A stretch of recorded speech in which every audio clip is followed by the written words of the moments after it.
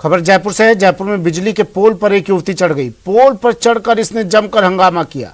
बताया जा रहा है युवती हरियाणा की रहने वाली है। मौके पर पुलिस पहुंची और इस युवती को गिरफ्तार कर लिया। शांति भंग के आरोप में इसे गिरफ्तार किया गया है। आर्मी के जवान से युवती मिलने आई थी। जवान पर दुष्कर्म का मामला ये दर्ज करवा चुकी है। हरियाणा की रहने वाली एक युवती करधनी इलाके में एक बिजली के पोल पर चढ़ गई और हंगामा करने लगी। युवती जयपुर में आर्मी के एक जवान से मिलने के लिए आई थी, जिसके साथ वो लिव इन रिलेशंस में रह चुकी है। बताया जा रहा है कि बुधवार को जवान से युवती की मुलाकात भी करवाई गई। इसके बाद देर रात वो आर्मी एरिया गेट के पास बिजली के पोल पर चढ़ गई। सूचना मिलने पर करधनी थाना पुलिस मौके पर पहुंची, उसे शांति भंग के आरोप में गिरफ्तार कर लिया। प्रारंभिक पड़ताल में सामने आया कि युवती जिस आर्मी के जवान से मिलने आई थी, उसके खिलाफ हरियाणा में दुष्कर्म का केस भी दर्ज करवा चुकी है, जिसमें उसकी गिरफ्तारी हुई थी।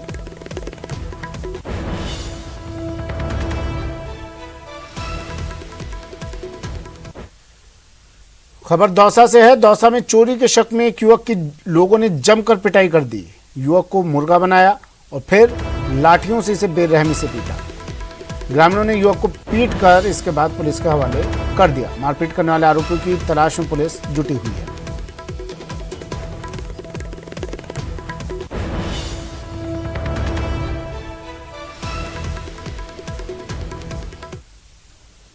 कोटा के न्यू मेडिकल कॉलेज अस्पताल में हंगामा हुआ है। मरीज की मौत के बाद परिजनों ने यहां जमकर हंगामा किया। मरीज को गलत ब्लड ग्रुप चढ़ाने का आरोप है इन पर। 1 घंटे तक मरीज तड़पता रहा। परिजन कह रहे हैं कि गलत ब्लड ग्रुप चढ़ाया, उसके बाद मरीज 1 घंटे तक तड़पता रहा। गुहार लगाई गई, लेकिन गुहार लगाने के बाद भी ना स्टाफ पहुंचा ना डॉक्टर पहुंचे। मौत के बाद भी 1 घंटे तक एम्बुलेंस का इंतजार करना पड़ा। हालांकि अस्पताल अधीक्षक सभी आरोपों को निराधार बता रहे हैं।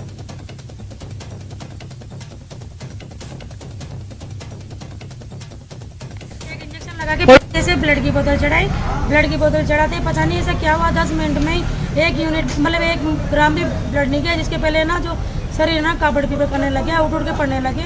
फिर आधे घंटे बाद डॉक्टर साहब मैं बोलने गए कंपाउंडर साहब को, भाई चलो क्या हो रहा है। आए नहीं, वो आए नहीं। कितनी बार बोला था आपने उनसे? 2 बार बोल गए मैं, फिर तीसरी बार वो आए। और कितनी देर तक तड़पे थे ये? कम से कम 1-1.5 घंटे तक तड़पे बेचारे। और डॉक्टर ने कोई एक्शन नहीं लिया? नहीं लिया। एक इंजेक्शन लगा के और वो ब्लड कहाँ है? वो ब्लड ब्लड वहाँ ब्लड बैंक में जमा करवा दिया। डूंगरपुर जिले की गणेशपुर पंचायत के वागदरी निवासी विजयपाल आहारी को मछली पकड़ना भारी पड़ गया। मछली पकड़ने के लिए वो जिस डेटोनेटर का इस्तेमाल कर रहा था, वो उसके हाथ में ही फट गया और उसकी कलाई अलग हो गई। गुरुवार शाम विजयपाल गांव के पास सोम नदी में मछली पकड़ने गया था। मछलियां पकड़ने के लिए युवक विजयपाल अवैध रूप से विस्फोटक सामग्री का उपयोग कर रहा था। मछली पकड़ते समय जब विजयपाल डेटोनेटर को पानी में फेंकने लगा तो उसके हाथ में ही फट गया। हाथ में डेटोनेटर के फट जाने से विजयपाल की कलाई हाथ से अलग हो गई। वहीं विजयपाल गंभीर रूप से झुलस गया। धमाके की आवाज़ सुनकर आसपास के लोग दौड़कर मौके पर पहुंचे। लोगों ने विजयपाल को लहूलुहान हालत में पड़ा देखा। इसके बाद लोगों ने गंभीर हालत में विजयपाल को डूंगरपुर जिला अस्पताल पहुंचाया, जहां मेडिकल स्टाफ की टीम ने तुरंत विजयपाल का उपचार शुरू किया।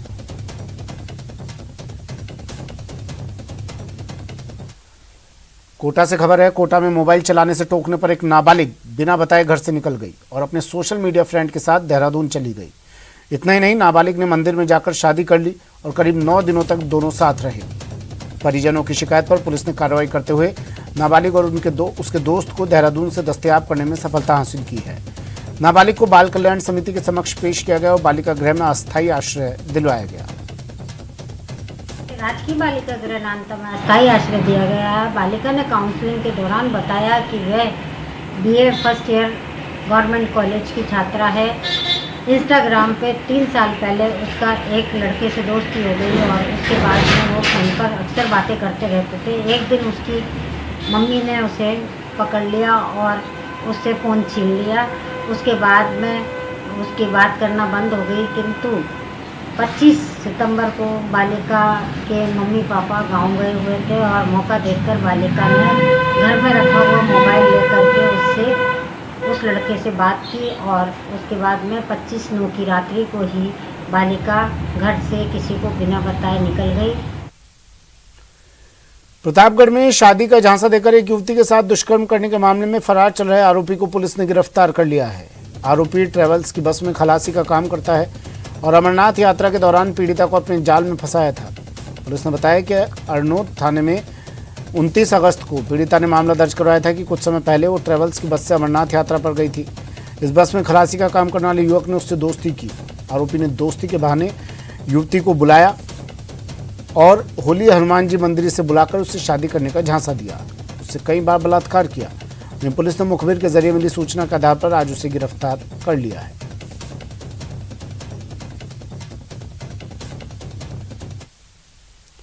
करौली से खबर है। करौली में राजकीय पीजी कॉलेज परिसर में निर्माणाधीन बालिका छात्रावास का निर्माण करीब 10 साल बीत जाने के बाद भी पूरा नहीं हो सका है। इसका निर्माण बाहर से पढ़ने आने वाली छात्राओं को आवास की सुविधा देने के उद्देश्य से किया गया था, लेकिन लाखों रुपए खर्च होने के बाद भी बालिकाएं छात्रावास की सुविधा से महरूम हैं। वहीं छात्रावास का निर्माण पूरा कर संचालन शुरू करने की मांग को लेकर NSUI सहित कई छात्र संगठन लगातार धरना प्रदर्शन करते आ रहे हैं। हमारी जो मांग है, ये जो छात्रावास है UGC के द्वारा बना था 12 वर्ष लगभग पहले। इसमें करीब 40 लाख रुपए का बजट था। उसके बाद इसमें 36 लाख रुपए का बजट अलॉटमेंट हो चुका था, लेकिन 4 लाख रुपए किन्हीं कारणों से अटक गया था। बाद में 12 साल होने के बाद आज तक इस हॉस्टल के दरवाजे आम छात्र के लिए नहीं खोले गए हैं। हमने पिछले 3-4 सालों से लगातार इसके लिए मांग उठाई है, धरना दिया है, प्रदर्शन दिया है, यहाँ तक कि हमारे ऊपर प्रशासन द्वारा लाठीचार्ज किया गया है, कई बार जेलें भी गई हैं। इसकी मांगें हमने एक बड़े स्तर से एक बड़ा आंदोलन करके भी उठाई है, लेकिन प्रशासन ने कहीं ना कहीं इसके ऊपर ध्यान नहीं दिया। पिछले 1 महीने से अपने छात्र दोस्तों के साथ भाई राजेंद्र मनेमा पूर्व प्रेसिडेंट और करौली के पूर्व वो क्या कहते हैं जिला अध्यक्ष है NSUI के, और सभी छात्रों के साथ यहाँ पे हम 1 महीने से सफाई कर रहे हैं, लेकिन कॉलेज की तरफ से यहाँ पे हमें कोई सहयोग नहीं किया जा रहा है। तो मैं कॉलेज प्रशासन से और सब जनप्रतिनिधियों से निवेदन करता हूँ कि कॉलेज को इस छात्रावास को चालू करवाने में हमारी मदद करे, जिससे आम छात्राओं को रहने के लिए आसियाना मिले। हम कम से कम 1 महीने पूर्व से इसमें लगातार काम कर रहे हैं। इसमें इतनी गंदगी थी, झाड़ी थी, हमारे टीम के साथ हम काम कर रहे हैं। इसमें सफाई की थी, उसके बाद फिर कलर किया और जो भी थोड़ी बहुत कमी है वो पूरी की। अब और ये कॉलेज प्रशासन है, इसमें बिल्कुल भी ध्यान नहीं दे रहा। ऐसा है कि UGC ने इस कॉलेज में बालिका छात्रावास के लिए 2009 में ग्रांट जारी की थी 36 लाख रुपए की, और वो 36 लाख रुपए उसी समय PWD को ट्रांसफ़र करवा दिए, जिससे कि ये छात्रावास कंप्लीट होना था। इसमें PWD ने लगभग 35 लाख रुपए खर्च करके इस छात्रावास की बिल्डिंग को तैयार किया। बांसवाड़ा की राज तालाब थाना पुलिस ने 2 जगहों पर रेड मारी। मौके से जुआरियों को जुआ खेलते हुए पुलिस ने पकड़ा है। आरोपियों के कब्जे से पुलिस ने करीब 3700 से अधिक की नकदी और ताश के पत्ते और अन्य सामान बरामद किया। गुरुवार की शाम पुलिस ने शहर के पुराना बस स्टैंड और पृथ्वीराज इलाके में कार्रवाई करते हुए जुआ खेलते 2 लोगों को गिरफ्तार किया है।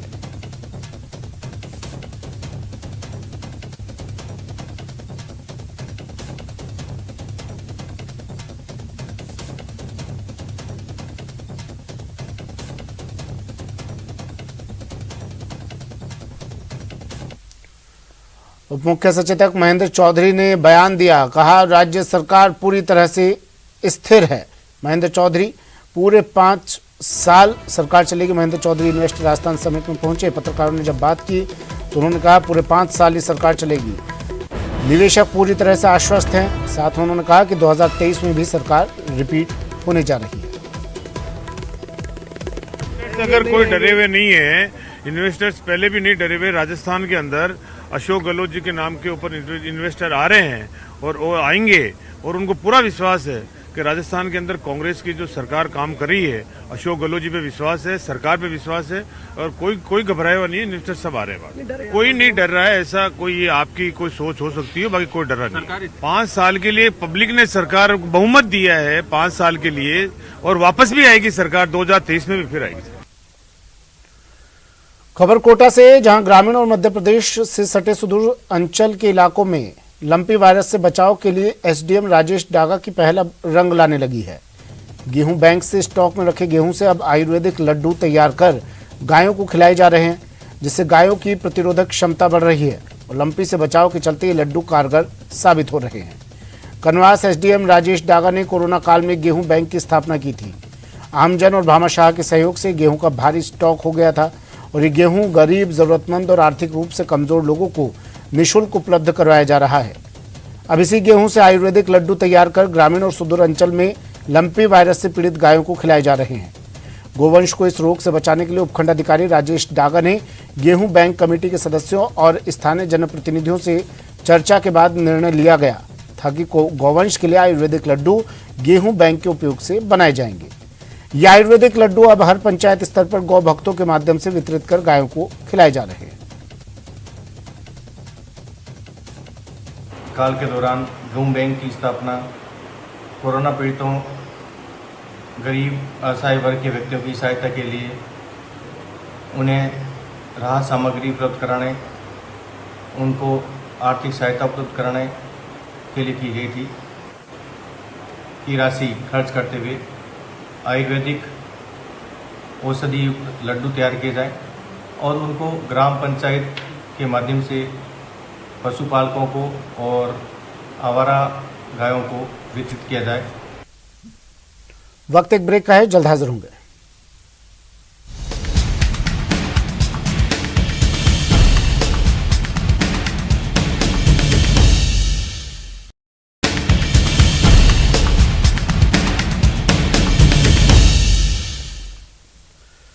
ब्रेक के बाद स्वागत है आपका। खबर बीकानेर से है। बीकानेर के खाजूवाला के सामुदायिक स्वास्थ्य केंद्र से एक बार फिर बाइक चोरी की घटना सामने आई। मरीज के परिजन की बाइक कुछ ही मिनटों में चोरी हो गई। अस्पताल में गार्ड की व्यवस्था नहीं होने से चोरी की वारदातें हो रही हैं। पहले भी अस्पताल से बाइक चोरी हो चुकी है। पुलिस ने कुछ बाइक बरामद भी की है, लेकिन चोर अभी भी पुलिस की पहुंच से दूर है।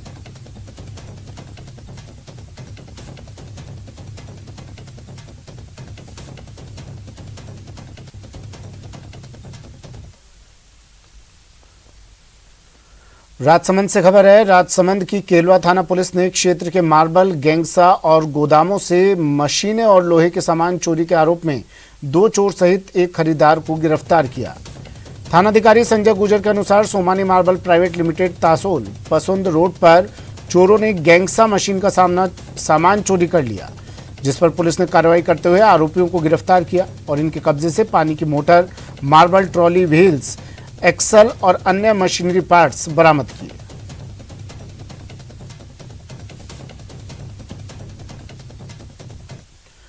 महात्मा गांधी के जन्मदिवस के उपलक्ष्य में दौसा में 2 अक्टूबर से 8 अक्टूबर तक गांधी सप्ताह का आयोजन किया जा रहा है। इसी कड़ी में आज विश्व अहिंसा दिवस मनाया गया। इसके तहत दौसा में पीस मैराथन का आयोजन किया गया। कलेक्ट्रेट से ये पीस मैराथन रवाना हुई, जिससे अतिरिक्त जिला कलेक्टर ने हरी झंडी दिखाकर रवाना किया। इस बीच मैराथन में बड़ी संख्या में शहरवासियों, अधिकारियों, कर्मचारियों और स्कूली बच्चों ने भाग लिया और शांति का संदेश देते हुए मैराथन में भाग लिया गया। ये मैराथन करीब 2 किलोमीटर तक निकाली गई।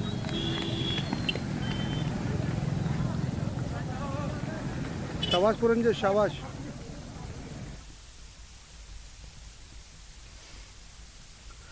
उदयपुर में नगर विकास प्रन्यास ने बड़ी कार्रवाई को अंजाम देते हुए पुरोहितान की मादड़ी में अवैध दुकानें ध्वस्त की। प्रन्यास की भूमि पर कुछ लोगों ने अतिक्रमण कर दुकानें बना ली थी। इस मामले में यूआईटी अध्यक्ष के निर्देश पर तहसीलदार के नेतृत्व में इस कार्रवाई को अंजाम दिया गया। बुलडोजर और जेसीबी की सहायता से सभी दुकानें ध्वस्त कर दी गई। कार्रवाई के दौरान नगर विकास अधिकारी, पुलिस और होमगार्ड का भारी जाब्ता मौके पर तैनात रहा।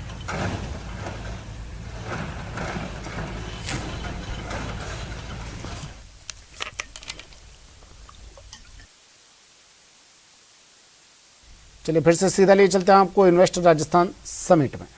Today and it's that almost every single financial benefits that we have to receive on date Rajasthan has delivered.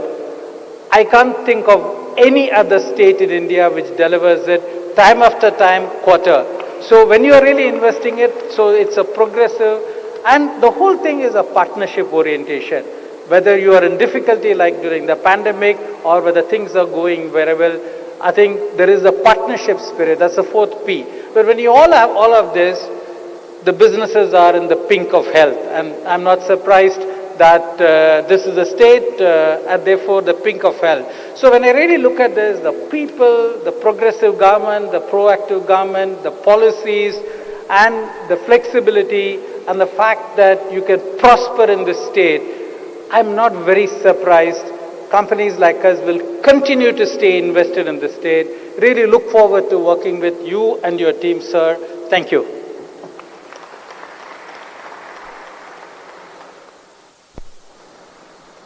बहुत बहुत धन्यवाद सर, अपने अनुभव हमारे साथ साझा करने का, and thank you so very much for the trust and the confidence in the state machinery and the leadership. और अब मैं आमंत्रित करती हूँ श्री अजय एस श्रीराम जी को, chairman and senior managing director DCM Shriram limited. Honourable chief minister of Rajasthan. फिलहाल इतना ही, दीजिए इजाजत, नमस्कार।